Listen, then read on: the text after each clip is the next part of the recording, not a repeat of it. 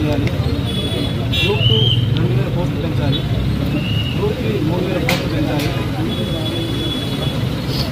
DSC post phone చేయాలి. Mega DSC 25,000 notification చేయాలి. వాళ్ళు 2 లక్షల ఉద్యోగాలు అన్నారు. మేము 2 లక్షల ఉద్యోగాలు అడగలేదు.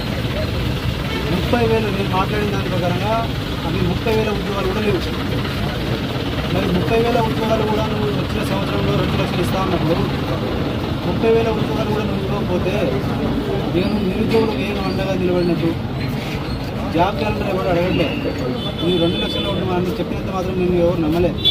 నీ నిరుద్యోగ వృత్తికి ఎవరు ఆశపడలే. నీ రైతు బంధుకో లేదంటే రుణమాఫీకో ఎవరు ఆశపడలే.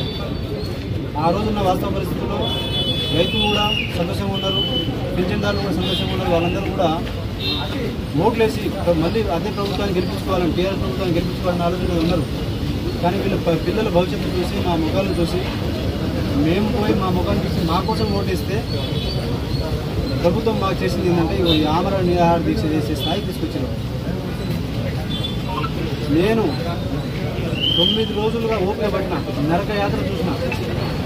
రేపటి నుంచి ఒక్కొక్క గడియ ప్రభుత్వానికి మేము చేసే పోరాటం ఎట్లా ఉంటుందో నేను చేసి చూపిస్తాను.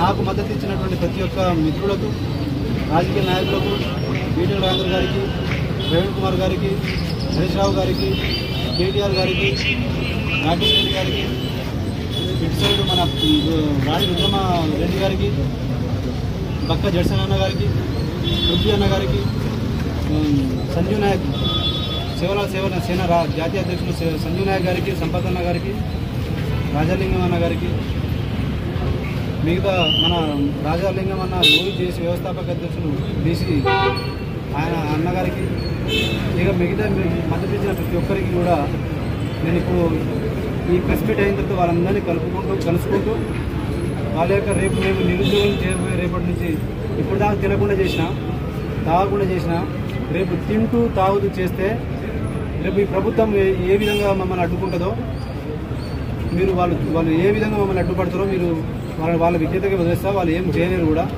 ప్రజాస్వామ్యంగా చేసినప్పుడు ఎవరిని నాకు హక్కు ఉంది. మీకు ఇంకో మరీ ముఖ్యమైన విషయం ఏంటంటే, నేను నా ఫోన్ లాక్కున్నా. నా ఫోన్ లేదు, మాట్లాడడానికి ఫోన్ లేదు. నా ఫోన్ తీసుకోవడానికి మీకు ఏం రీజన్స్ ఉన్నాయి? ఎవరు అసలు మీకు హక్కు ఏముంటుంది? నేను యాంటీ సోషల్ ఎలిమెంట్ చేసిన ఫోన్ లేకుండా, ఎవరిని రానియకుండా, ఇదే గాంధీ భవన్ చుట్టూ 2 కిలోమీటర్ల చుట్టూ మొత్తం పోలీసులను పెడితే పరామర్శ చేయడానికి నేను ఆ ప్రాసెస్లో చచ్చిపోతే